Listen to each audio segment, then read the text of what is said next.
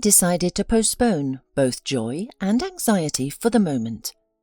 She would work for at least a month before deciding whether she was lucky or not.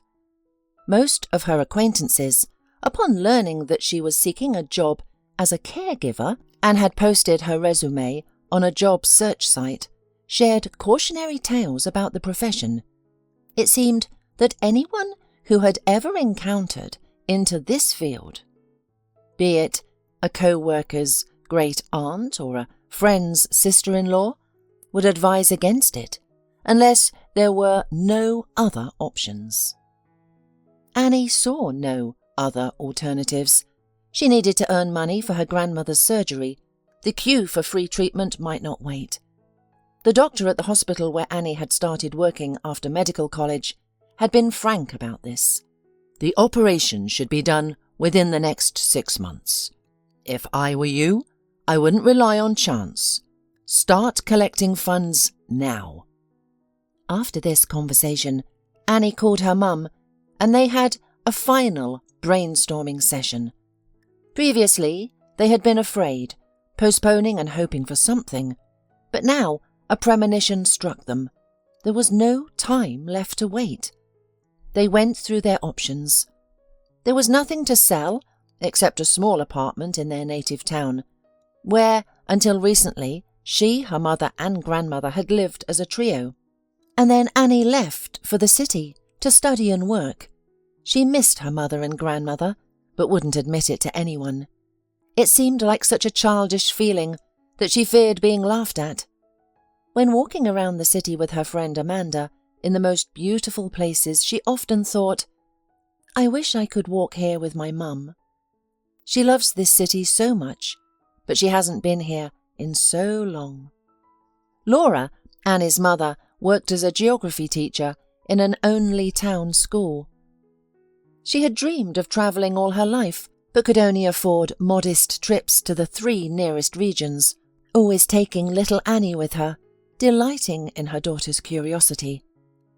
When Grandma began falling ill frequently, Mum became housebound.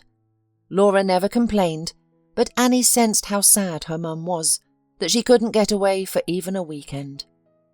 Now, Grandma was seriously ill and needed money for treatment.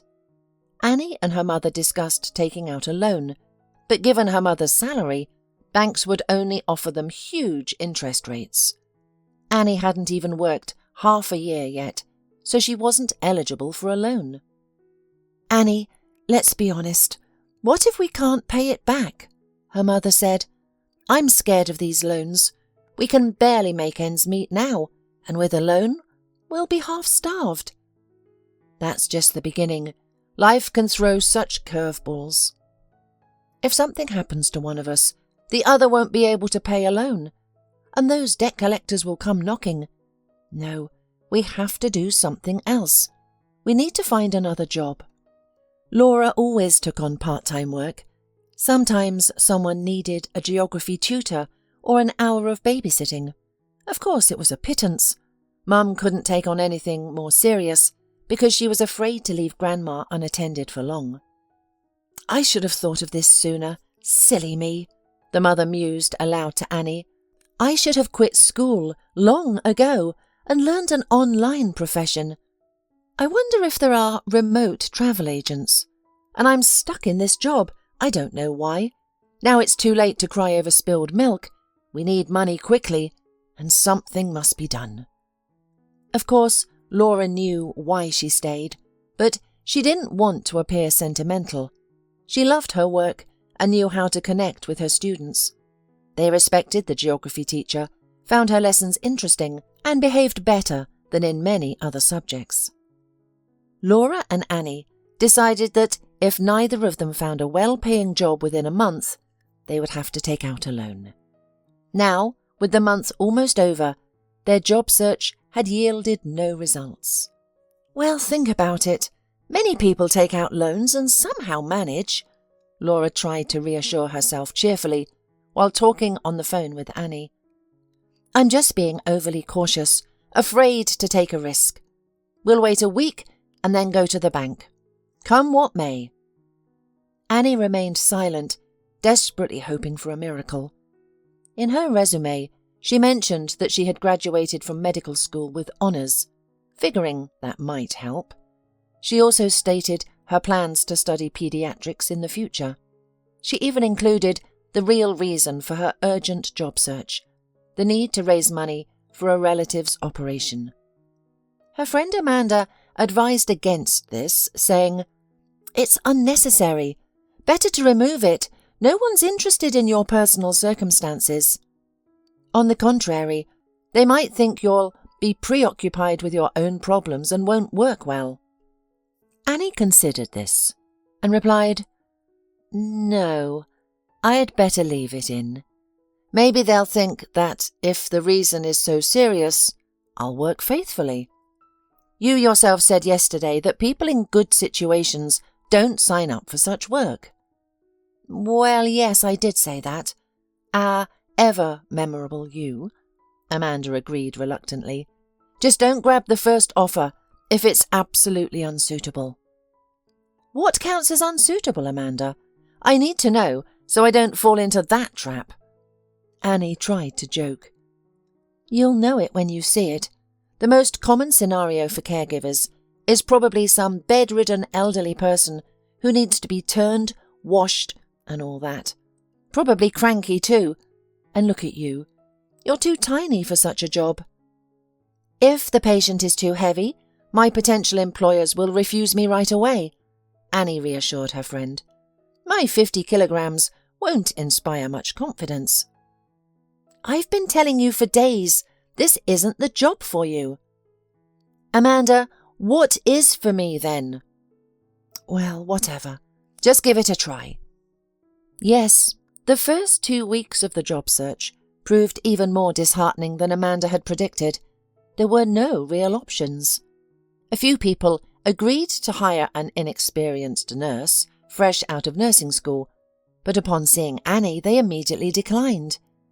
"You're too skinny. You'll break down on the first day, and we'll have wasted time when we could have found someone stronger. You're far too young and impressionable, I can tell. How could your mother let you apply for such a job?" This isn't what I had in mind. Even an impenetrable elephant would cry, with my "I'm sorry, but you're not the person we're looking for." Believe me, even a thick-skinned elephant can barely stand up to my squabbling mother-in-law. You're definitely not right for us. Oh, the stories Annie heard, the life situations she witnessed. Many people openly disliked their relatives, resenting having to part with money and let a stranger into their home. Of course, there were some loving families. One tired but still striking lady in her 60s asked Annie to wait 5 minutes in the next room while she consulted her father. She returned and said, "It's clear you're a decent and kind girl. Papa likes you very much, and that's precisely why he's adamantly against you caring for him as a bedridden patient requires. He says he'd be ashamed in front of a pretty girl, that he'd rather die. To quote him directly, 'I'm sorry for wasting your time, but we need someone else.'" Amanda's friend wasn't surprised at all. "I thought as much. Do you know who they do want? Look at our Vicky. She's practically a sumo wrestler. Tireless, unflappable, impenetrable. She gets to work like an unstoppable train. Not every patient will be comfortable with her, psychologically speaking, but the relatives feel more at ease." "What a kind girl you are," Annie laughed. "I wish Vicky could hear you." "I'm just being honest. Isn't it an accurate portrait of hers?" There was no arguing with that, though Amanda considered herself more adapted to life, often grumbling at Annie. Her company was far preferable for Annie to being alone with her thoughts in a half-empty, cramped rented room. But on this day, as Annie was sadly anticipating another hopeless evening, everything changed. No sooner had she greeted her roommate than the phone rang. A pleasant, melodious female voice, reminiscent of business-class flight attendants in movies, informed her that she was expected for an interview tomorrow at 7 p.m. at a specific address. Annie immediately realized the caller wasn't a relative of the patient and tried to interject. "Excuse me, miss, to avoid wasting your time, if I'm not suitable, may I ask a few questions?" "All questions will be addressed at the interview," the woman replied with unwavering politeness. "The client is satisfied with everything in your resume. There are no further questions. The hiring decision will be made only after a personal meeting." "Thank you very much.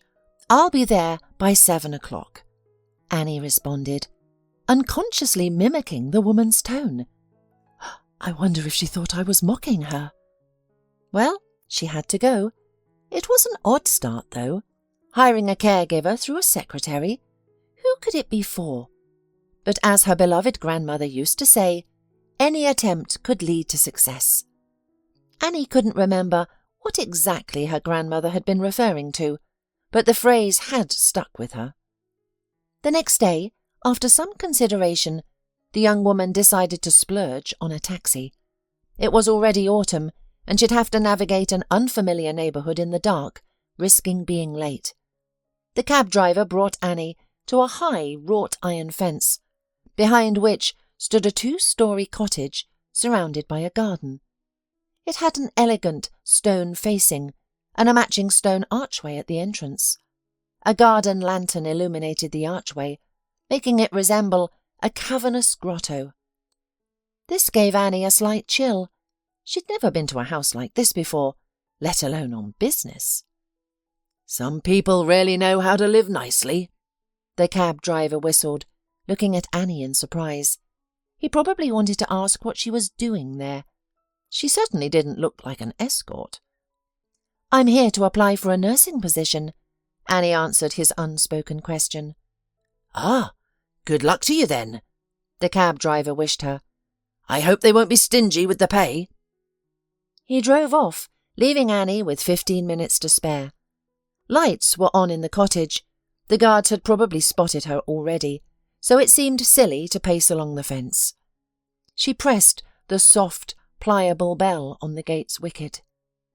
"Hello, I'm here for an interview, for the caregiver position. I'm a bit early, sorry." "I was told you were coming. Come on in, I'll take you inside," the tall guard replied, and Annie followed him under the stone archway. For some reason, she recalled a line from an old fairy tale. Never look back. And she didn't. Inside, the house resembled the cottages in small towns where her grandmother's favourite movies were set. Aged, dark wood, brick ceilings, bookcases and ceramics, landscapes on the walls, embroidered bedspreads and pillows. Annie didn't know for certain, but she sensed that this understated coziness, where everything had its place, came at a considerable cost. An internal staircase with elegant railings led from the living room to the second floor. One might have expected a couple of curious children to come running down, or perhaps a mistress or housekeeper, but there was only a cosy, melancholic silence in the house. A few minutes later, a friendly middle-aged woman, carrying a potted bush of white chrysanthemums, slipped out of an inconspicuous door under the stairs. She greeted Annie and announced, "Mr. Muirbrook will be out to see you shortly." Annie realised she meant the master of the house. Indeed, after the woman had gone into the garden, a tall elderly man emerged from the door opposite the staircase, which led to the interior of the house.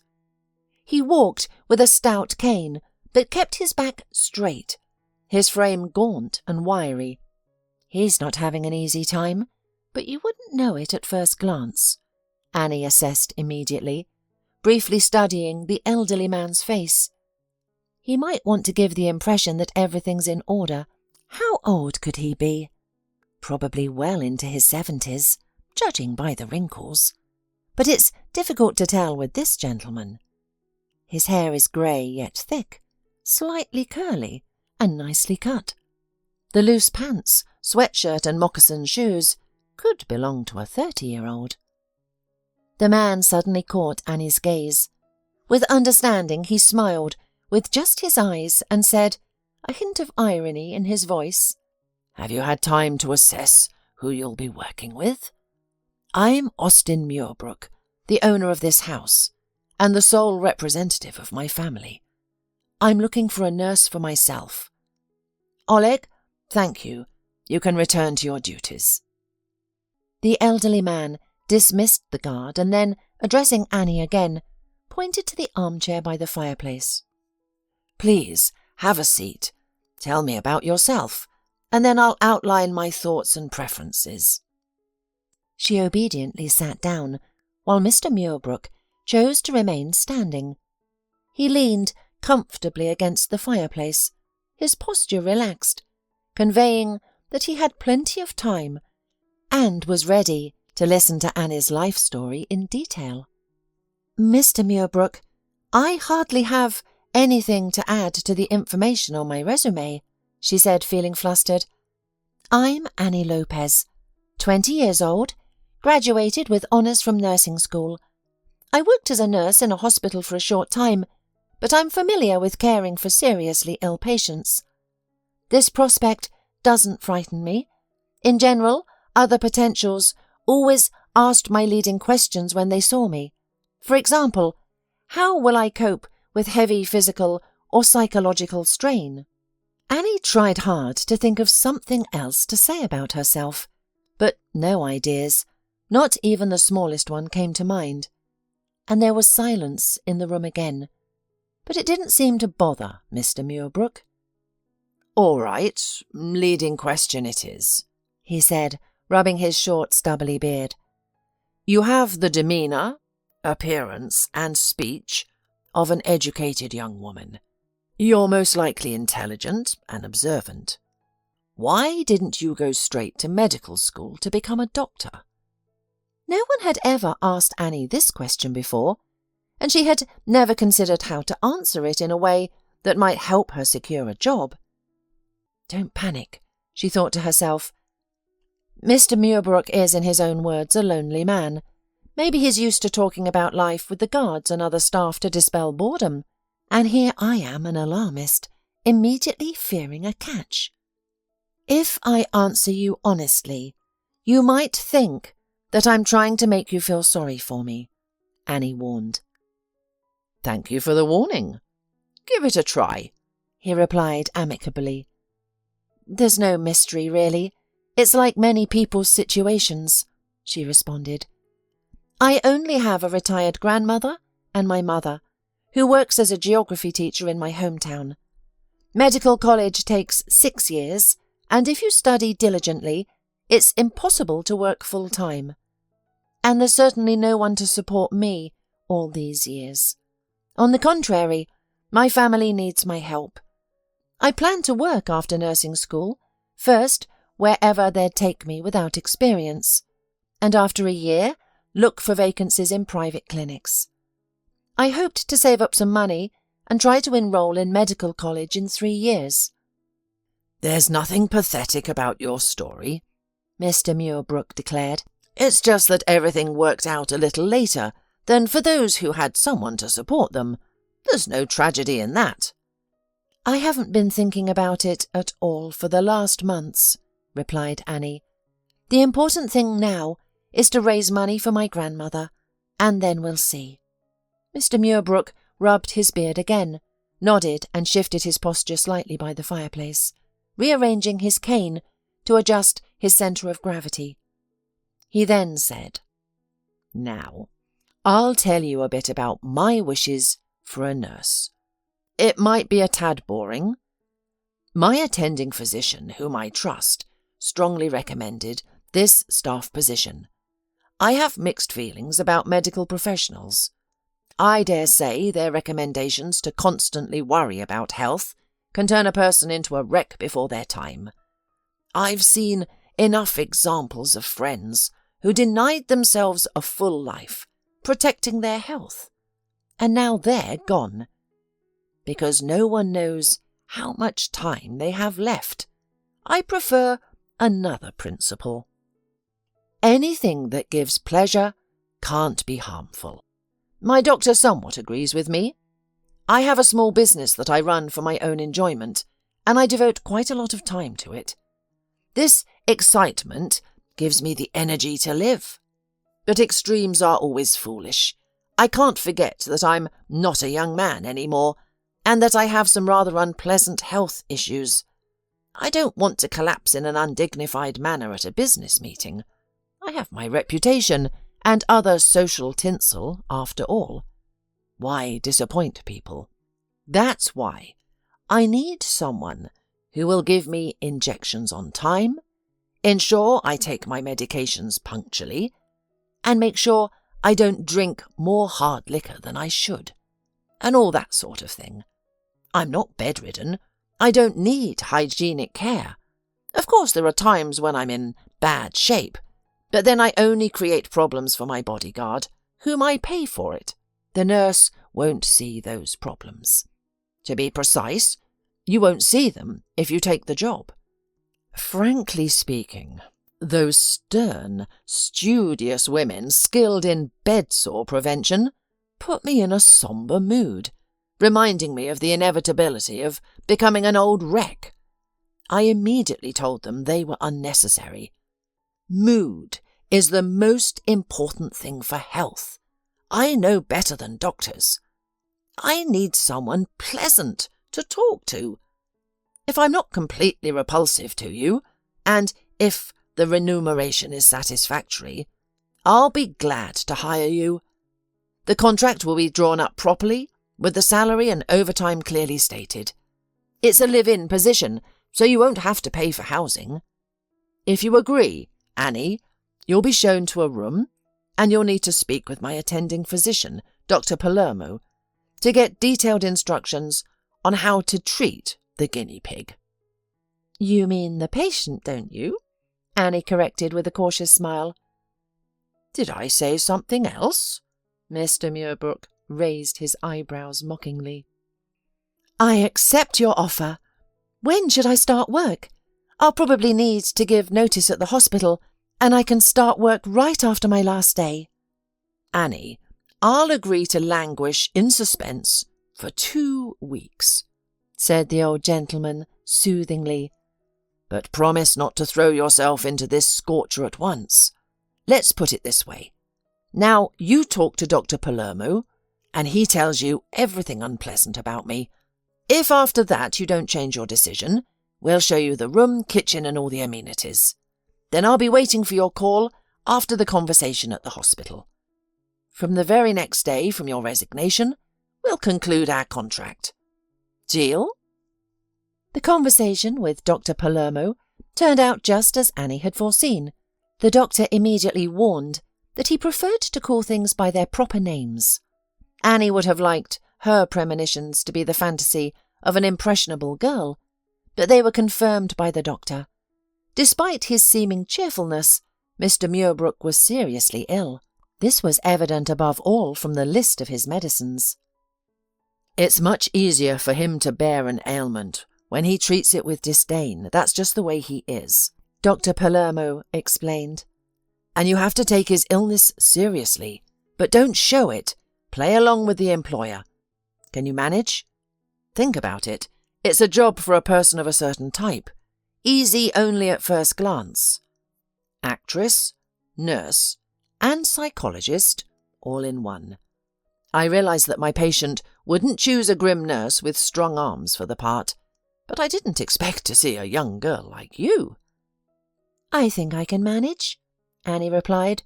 With such detailed instructions as yours, it will be easier than I thought. I have a good memory. I'll learn the whole routine and won't give you a reason to worry. I just look like a schoolgirl. I'm actually a responsible person. Well, that's fine. We'll see. I remember from your resume that you have a serious personal interest in a well-paying job, and Mr. Muirbrook is far from greedy. I can't take that away from him. Yes, above all things, Annie confirmed honestly. But not only that, I shall really be pleased to help Mr. Muirbrook. I'm sure you will, the doctor hummed. Girls usually have respect for such a life stance as his. Anyway, just don't let any feelings overshadow your duty as a medic, and all will go well." No one in the hospital dared to openly express dissatisfaction that a good nurse was quitting before she had worked for 6 months.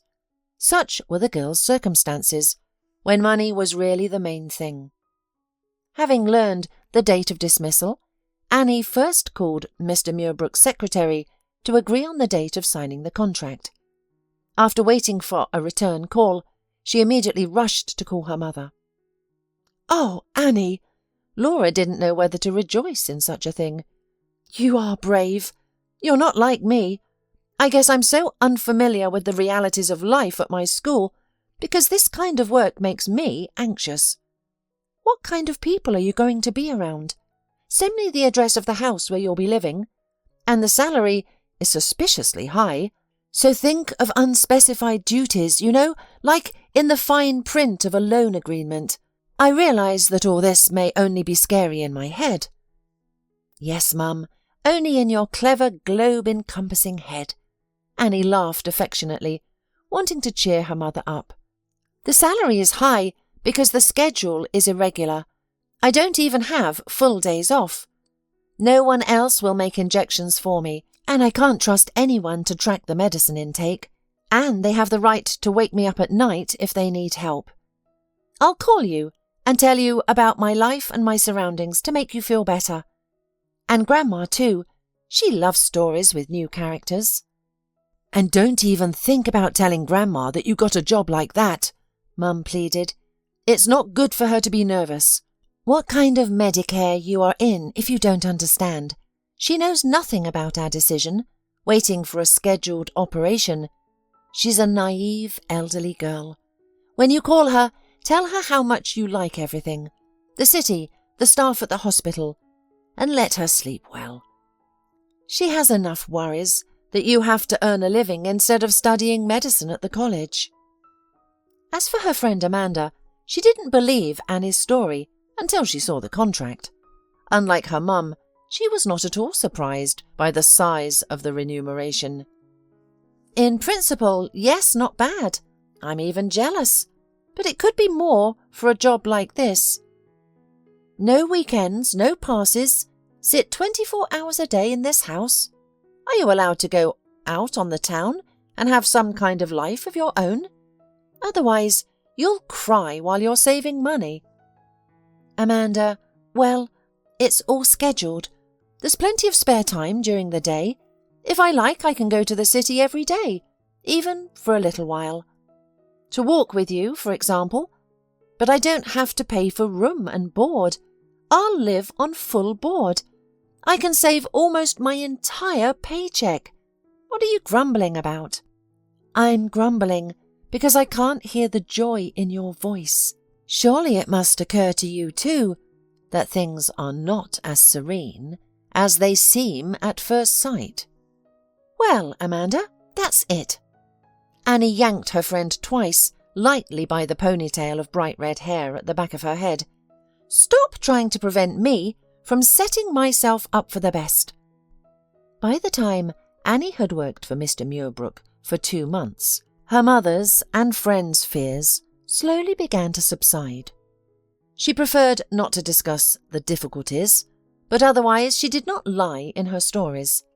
The atmosphere in the house behind the elegant wrought iron fence was measured and calm. There was no one to gossip about, as Amanda called it. Mrs. Shaddenloo, housekeeper and cook in one, lived in a bright insulated outbuilding, where all the walls were occupied by framed photographs of her son and daughter-in-law and her granddaughter, who had recently learned to walk. Working for Mr. Muirbrook, Mrs. Shaddenloo helped the young family pay the mortgage. She was immediately happy to have another woman in the house. Born in the South, open and friendly, she immediately surrounded Annie with patronising care. She fed her culinary delicacies and began to teach her how to cook, sincerely surprised that such an adult girl had such poor knowledge about cooking. "How is it that neither Mum nor Grandma particularly likes to cook? Well, someone in your family must end this terrible ugliness. Let it be you." In addition to Mrs. Shaddenloo, Mr. Muirbrook's personal bodyguard lived in the house at all times. The rest of the staff belonged to Mr. Muirbrook's firm, and only a few of his employees appeared in his house. Almost every morning on weekdays, Mr. Muirbrook's secretary Nicole, the same one who had invited Annie for an interview, came to see Mr. Muirbrook. They worked in the study for several hours, communicating with the rest of the staff via video link. By lunchtime, Nicole would leave, armed with a multitude of orders and instructions. How she managed to fit them all into her beautiful head was a mystery. Sometimes Artyom Ivanovich, the company's head of security, would arrive, an unpleasant man of indeterminate age, with a perpetually disgruntled, squeamish face.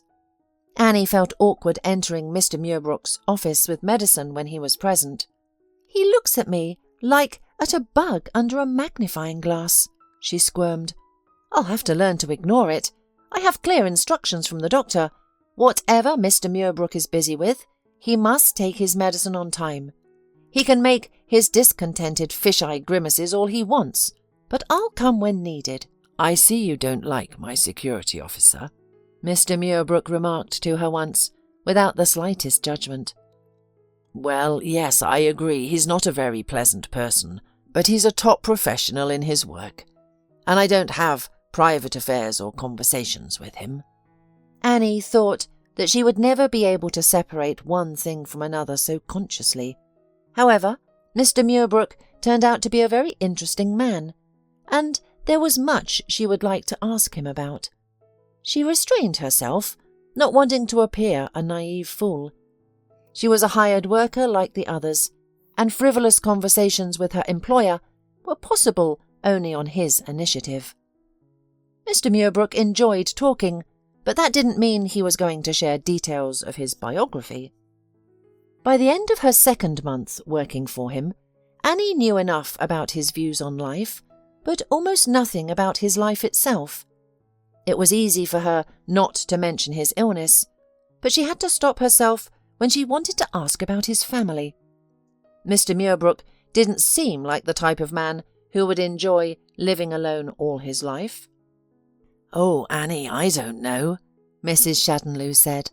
"As long as I've been working for Mr. Muirbrook, I've never seen any relatives visit, not even one. I've been wondering about it for a long time, but there's no one to ask. The gardener who comes in doesn't know anything, and I'm afraid to ask the guard.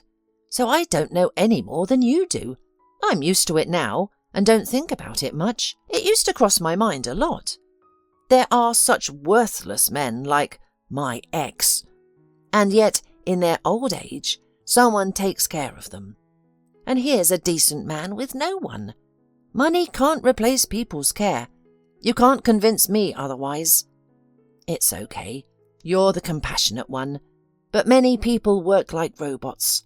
There are people around, but the person is still alone."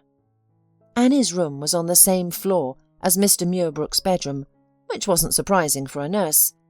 The only room closer was the bodyguard's, which had an adjoining entrance to the master suite. Coming early in the morning to Mr. Muirbrook's bedroom to take his blood pressure and administer an IV, Annie could always hear soft music from behind the door. It was always classical: Schubert, Chopin, Berlioz, Verdi. "May I keep it on?" asked the owner when Annie came to perform the procedures on her first morning of work. Medicine didn't forbid listening while under an IV, right? Most modern specialists recognize the therapeutic effects of classical music on the body, Annie confirmed, unable to contain her smile. Dr. Palermo warned Annie that their ward might have periods of exacerbation of the disease, but so far nothing like that had happened. Mr. Muirbrook's attending physician never tired of reminding the inexperienced nurse that she should not lose vigilance. "We must be especially wary if our Mr. Muirbrook is going to attend some sort of high-profile meeting, negotiations, or a business dinner. In his condition, These are too energy-consuming. After such outings into the world, we sometimes have to help him recover for a while." And so, the moment Annie had feared in advance arrived. Mr. Muirbrook was going to a business meeting, and Dr. Palermo's instructions immediately awoke in Annie's mind like knowledge memorized the night before an exam. "Mr. Muirbrook, is it really vital for you to be there yourself? Does this evening alone merit the long-term limitations that may follow?" "Evil spirit of the Dr. Palermo, get out of the maiden's mind," replied the amused patient, and clarified, "These are critical negotiations for me, Mademoiselle Annie, and I've just had a simple idea. Why don't I take you with me? You must be so panic-stricken and frantic to come up with excuses, why not? That's what you're doing now, isn't it? Think of it as a special assignment, a personal request from your employer. I'll tell you more. Your presence alone will be enough to ensure nothing happens to me. Pure psychology. I'm used to trusting you. I feel calm when you're around." Annie took in a lungful of air and exhaled. The only objection that could seem weighty to Mr. Muirbrook. "Would you feel confident, Mr. Muirbrook, if your business partners saw that you needed a nurse to accompany you in negotiations?" No sooner was she startled by her own tactless question than the old gentleman responded briskly, "Well, there's an obvious solution to that too. Why do I need other escorts when I have a young, beautiful daughter? Not only will no one pity me or laugh behind my back, they'll envy me.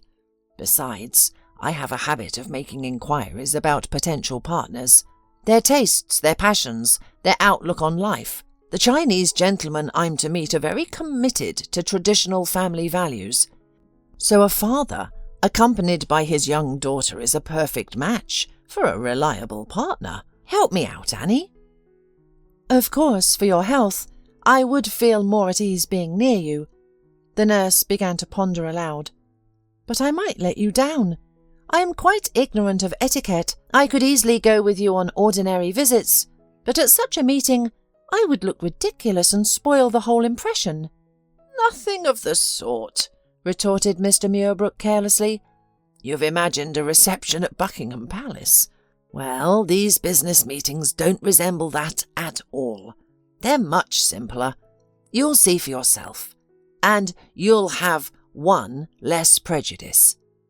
No one will pester you with questions like in an interview, especially since it's through an interpreter.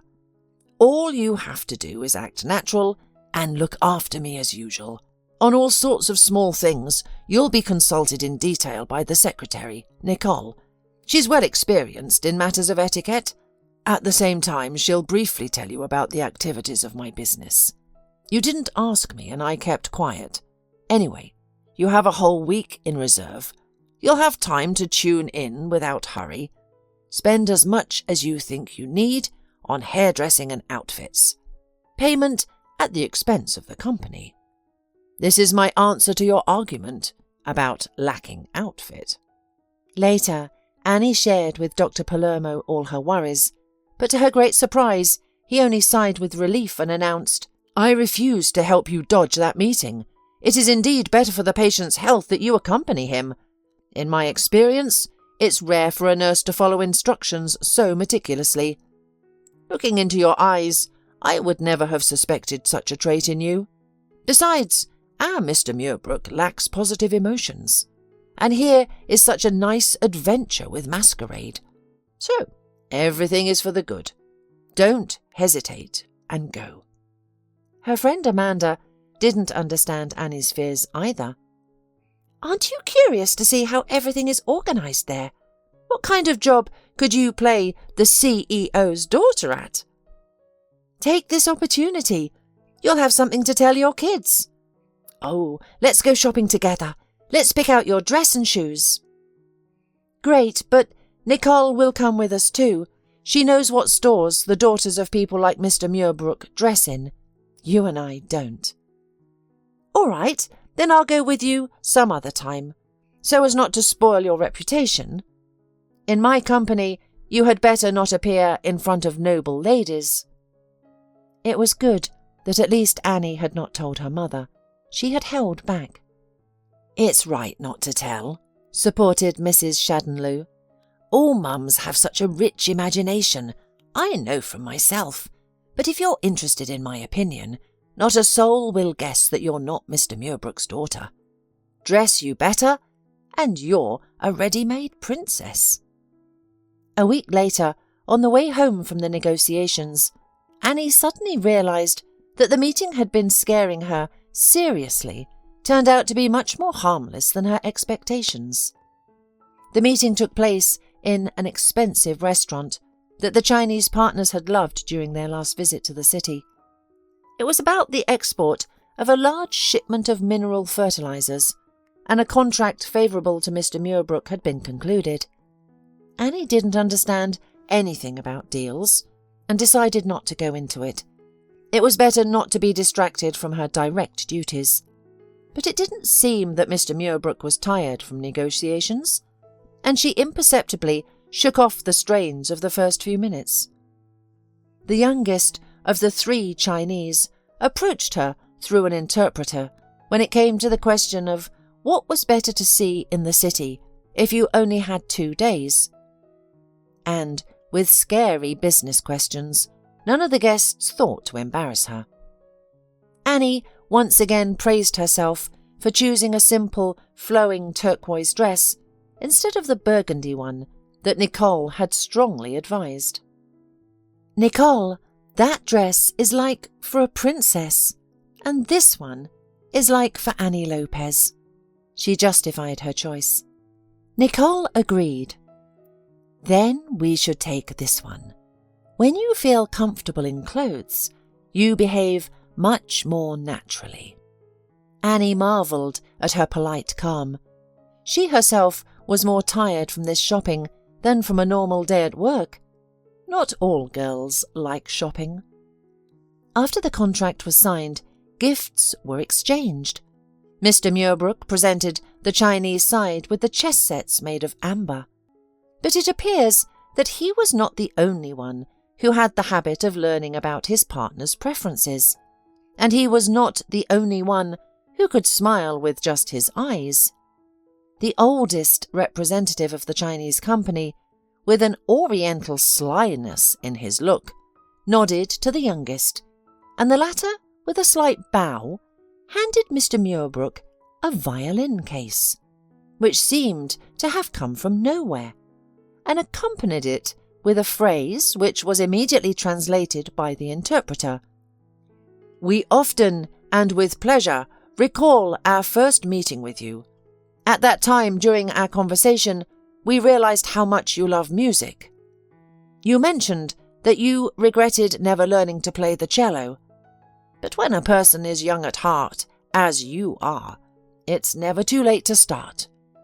We hope our gift will help you with this." Mr. Muirbrook almost didn't hide the fact that he was surprised and touched. He quietly thanked them for the respect shown, accepted the gift with a slight bow, and immediately passed it carefully into Annie's hands. She didn't know how to behave in such cases, but recognizing the familiar logo on the case, she simply rejoiced aloud, addressing everyone present. "What a great antique cello! It's a Frummas. They are of very high quality. You have an attentive approach to choosing gifts." As soon as they were seated in the car to go home, Annie quietly asked, "How are you feeling, Mr. Muirbrook? Only honestly." "I haven't felt so wonderful for a long time. No pain anywhere. Honestly, and you've added to my vigour with unexpected facets of your erudition. Will you tell me where this knowledge of the musical instruments comes from?" It seemed the meeting hadn't tired her ward at all. Annie was about to share how she'd come to know about cello when the phone rang. Mr. Muirbrook's deputy called at the agreed time to inquire about the negotiation results. "Oh, he should have rested already." Mr. Muirbrook smirked contentedly, stroking his beard, and said to Annie, When we get home, we'll resume our conversation. It's an interesting one." The evening continued in the living room. The master of the house flatly refused to go upstairs to his room. "Days like this, so rich in pleasant events, are rare. Why don't we forget about discipline for once? Let's break the rigid routine just for tonight. If I'm an old slob this evening, I'll wake up 10 years younger tomorrow. I promise not to tell Dr. Palermo. You've helped me so much today. I vow to be grateful and speak of you only with delight." "All right, but just this once," Annie conceded, struggling to maintain a serious expression. "Let's say today is an exception for your benefit." "Beneficial indeed," the elderly man repeated with conviction, eyeing the bar shaped like an antique globe. "No cognac or whiskey, Mr. Muirbrook," Annie intercepted his glance. "I'll agree to that too," promised the host, tapping the malachite head of his cane. "Our conversation was interrupted on the way home. I never got to learn about your relationship with musical instruments." "It's nothing mysterious," Annie smiled, stroking the smooth violin case on the table between them. "Like many kids in music school, I studied piano, a bit of cello too, especially since my grandmother taught it. Many children are forced to attend music school by their parents, but I went gladly. I wanted to play like my grandmother. Parents often came to children's concerts, not just to see their kids perform, but also for my grandmother's performances. They'd ask her to play and then call for encores. They listened to her with bated breath. I'm no expert, but I'm sure she could have gone further. Something just didn't work out. I never asked. If she didn't tell me, she probably doesn't want to remember. But you didn't have to beg my grandmother to talk about music and instruments. She'd think aloud about everything related to music. That's how I inadvertently learned things I probably shouldn't have known, including the German company from us." "Yes, Annie, you chose to become a medic," Mr. Muirbrook observed, his look inquisitive. "The truth is, I didn't inherit my grandmother's musical talents. I play mediocre, that's a fact, but I'm content being a listener, especially since I don't live and breathe music like my grandmother did. If friends have a piano, I'll play a tune when guests want to sing. That's all. Everyone's happy. When I went to study in the city, even that stopped. It's been ages since I last held a cello. I'm not sure if I even remember how to play." "Here's a chance to find out," said Mr. Muirbrook, gesturing towards the cello case on the table. "You'll try it, won't you? I just want to hear it sound. No need for masterpieces. Even a simple first-grade music class exercise will do." Annie realized this was the worst possible moment for refusal. She took the violin and bow from the case, held them, recalling her technique, and announced, "I'll play you my mother's favourite tune, simply because I've played it more often than others, and I'm certain I haven't forgotten it." Mr. Muirbrook nodded silently and sat as straight as he could, cane before him. As she played, Annie was relieved to find she hadn't forgotten anything crucial. He listened with rapt attention, barely moving, his glittering eyes fixed on the fireplace. What a truly unique, appreciative man. No one had ever shown such respect for Annie's playing. When she finished, she tried to return the instrument to its case as gently and quietly as possible, reluctant to break Mr. Muirbrook's thoughtful silence. After a moment, he turned to her and asked, "Who taught you this tune?" "My grandmother, of course. I didn't learn it from anyone else. She told me that my mum Laura, when she was little, always begged her to play this tune before bedtime, or when she was sad. Over the decades, my mum's tastes haven't changed. I like it too. It's simple, but there's something special about it." "Do you know the composer?" "I wish I knew more, but the composer is quite mysterious." Annie laughed briefly, trying to lighten her interlocutor's mood. "But I do know something. It's Marianne Bradley, my grandmother. I was named in her honour.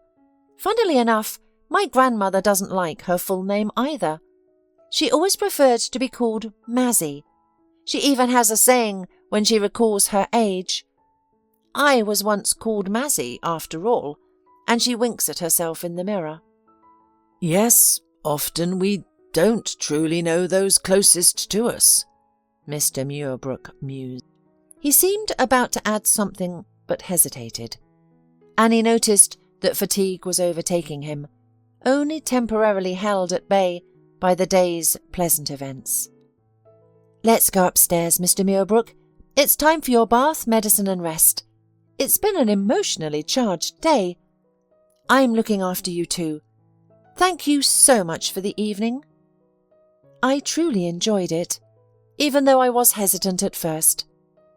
Shall I call Ilya?" Mr. Muirbrook nodded in agreement. He was surprisingly cooperative tonight, not even dawdling with his caretaker, but allowing himself to be swiftly escorted to prepare for bed. When Annie came to give him the medicine, he obediently drank it and winked at her contentedly. "Good night, Annie. Thank you again for the evening. I'm sure our guests tonight have only my dark-haired daughter on their minds right now." Annie walked down to the first floor with a smile. All the excitement of the day was behind her. It was a pity they couldn't tell Grandma about it now. Before going to bed, Annie had to visit Mrs. Shaddenloo's house too, as she had promised to report on how everything went. Mrs. Shaddenloo had been so worried about Annie's outing the day before that her pie dough wouldn't rise. At least, that's what she claimed. Meanwhile, Mr. Muirbrook tried to speak quickly and quietly. His doctor had given clear instructions to his bodyguard about the chief's nighttime business calls. The night was for resting only, and that was all. "Ben, are you awake? Good. Write this down. Marianne Bradley, 72 years old, resides in a nearby town. Your team will find out the rest. We need to determine what kind of operation she needs, pay for it urgently, and notify all relevant parties. Yes, do it as soon as possible. The amount doesn't matter. Process it through the foundation as targeted sponsorship, or whatever works. The lawyers know. Coordinate with them. I want a detailed report of your actions and this woman's condition before and after." That was it. He could consider that the powerful flywheel had already started turning, and the money for the needed hospital would arrive in the morning. It was quite possible that by the time they brought him breakfast, she would already receive a call from the hospital saying the operation had been paid for. This was the first and most important thing he could do for her. How to proceed would become clear later, after the operation went well. In any case, in the morning, he would summon the head of the legal department and his personal attorney. He should not be deceived about the length of his life. He should simply complete his earthly affairs on time and correctly. What was she like now? Mazzy. He surely wouldn't be disappointed to see her. She must be one of those rare women who retain a special charm in old age. According to her granddaughter, she was still as iconic as ever. And she remembered him. He used to call her Mazzy. It was a tune she had composed when they were on vacation on the seaside, and at his request she played it every morning. "Yes, that's what it was invented for," laughed Mazzy, "to wake up Austin. Otherwise he runs like a lazy groundhog till lunchtime." He adored Mazzy and enjoyed every day of that summer, and it seemed to him that there would be many more such days in his life, and that they would be even better. Austin Muirbrook quickly received everything he set out to obtain. He didn't attribute this to his own intelligence or character, but simply considered himself lucky. And this put him in a merry mood and made him attractive to girls. To begin with, he was born into the family of officials and was accustomed to the best from childhood. Good starting opportunities are a great thing. You don't have to fight for a place in the sun. You can let yourself go wild and save a life. One of Austen's peculiarities was his love for classical music. Of course, he listened to everything that was trendy in his circle, but he loved the classics. Thanks to his father's connections, there were never any problems getting tickets to concerts, and no one was surprised that his beloved became a violinist. Austen had had affairs before her, some of them interesting, but they all seemed now like boyish dalliances, mere rehearsals. With Mazzy, he planned to tie up his life. The young man had no doubt that his parents would approve of his choice. Thin, educated, talented, Mazzy could well be an ambassador's wife. But only Mr. Muirbrook thought so. His father and mother, to whom he introduced the bride after returning from vacation, at first really approved of her. Mother was even surprised. Who would have thought that that dummy had decent taste? But a week later, his father, averting his eyes, announced, "The bride is not suitable. There are a bunch of unreliable connections. Some ancestors were in prison for their political views. Others were hippies. The only surviving relative is a childless uncle, some run-down theatre artist who got mixed up with a bad crowd in his old age. So yes, she is a lovely girl. It's a shame, but it can't be helped. Look for another." Austen was thrashing around in impotent rage like a raging bull, but his thrashing was worthless and shouldn't be sympathised with. Finally, he chose an embassy work in his career. He married the daughter of his father's colleague. And love? Well, there would be love, yet a married man is not a dead man. He had the guts to tell Mazzy the truth. "I can't marry you. If I could, I'd marry only you. But I can't." "That's all right." She shrugged her shoulders indifferently. "I'll find someone who can. I'll be honest too. I'm not going to be your mistress. Look for another." And she went away, and they never saw each other again. Returning from a long business trip, Austen accidentally ran into Kira, Mazzy's friend and colleague, in a fashionable restaurant.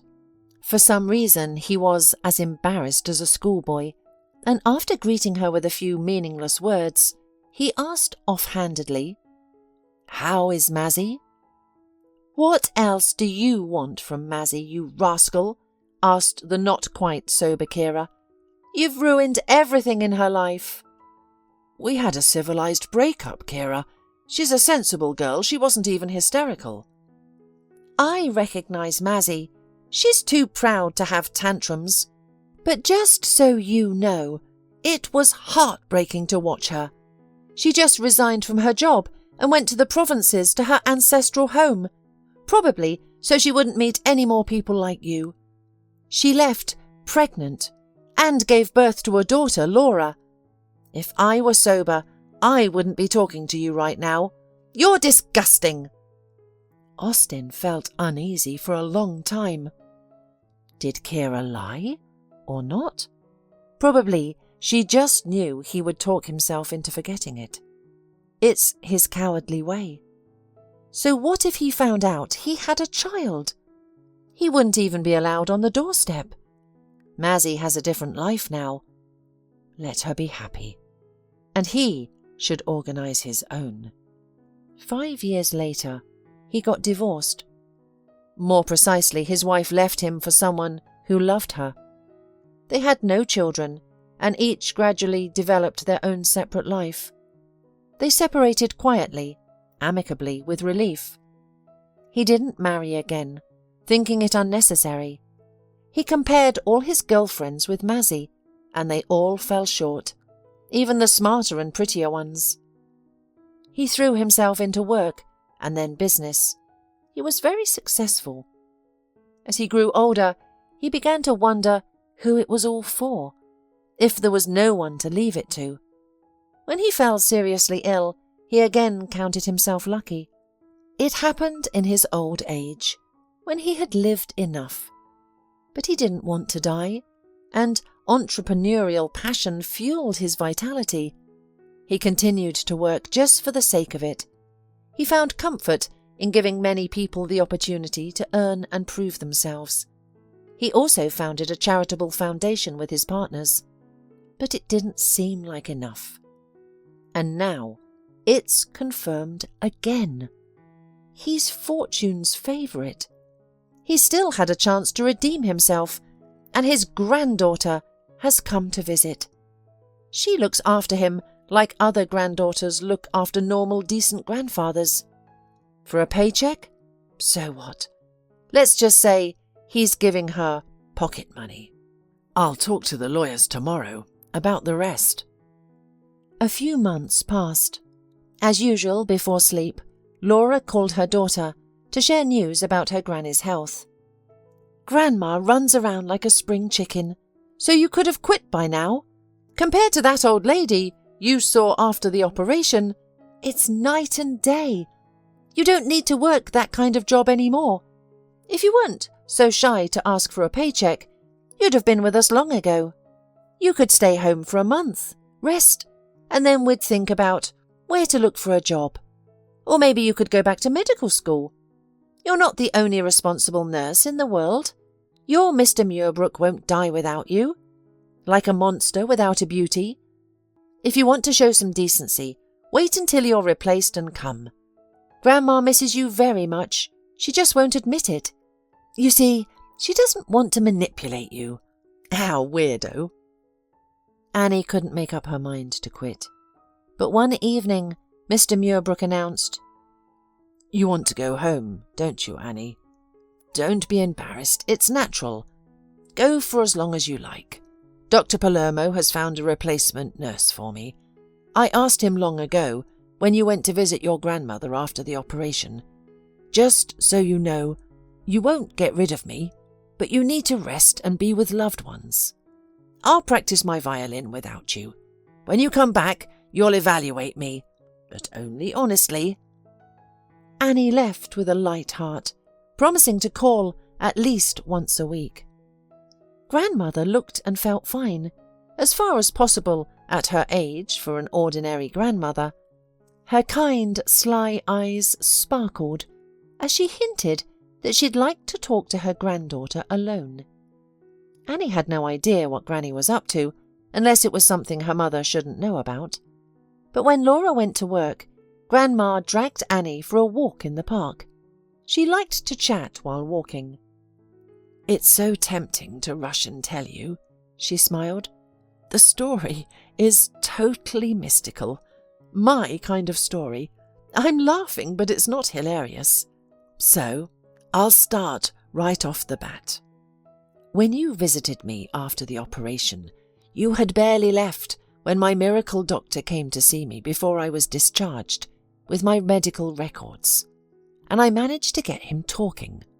I was wondering what kind of magical lottery ticket I had gotten that paid for my surgery. I explained that I wanted to know whom to thank. The doctor used the old folks' nonsense, mentioned a charity, but I didn't back down and asked for more clear information. The doctor patiently and condescendingly showed me a copy of the bank reference, stapled to the documents, and I read in small print that the operation was paid for by the fund of Austin Muirbrook. It's mystical. To make it clear to you at once, this is the man who called me Mazzy, who is also your mother's father and your grandfather. At that moment, I realised that you and my daughter don't know the half of my life, and probably never would have if things had gone wrong in surgery. But I didn't want to share it before, and now I do. It's easier for me to tell you first, then we'll think together how to present it to your mum." The granddaughter and her grandmother walked in the park for a long time, because the story was long. "Would you like to see him?" Annie asked in the end. Not long ago I would have said a firm no, answered Grandma, after a little thought. But now I say, why not? And this meeting soon took place. There were long conversations filled with regret, gratitude, and many other feelings. We often regret lost time, missed opportunities, and wrong choices.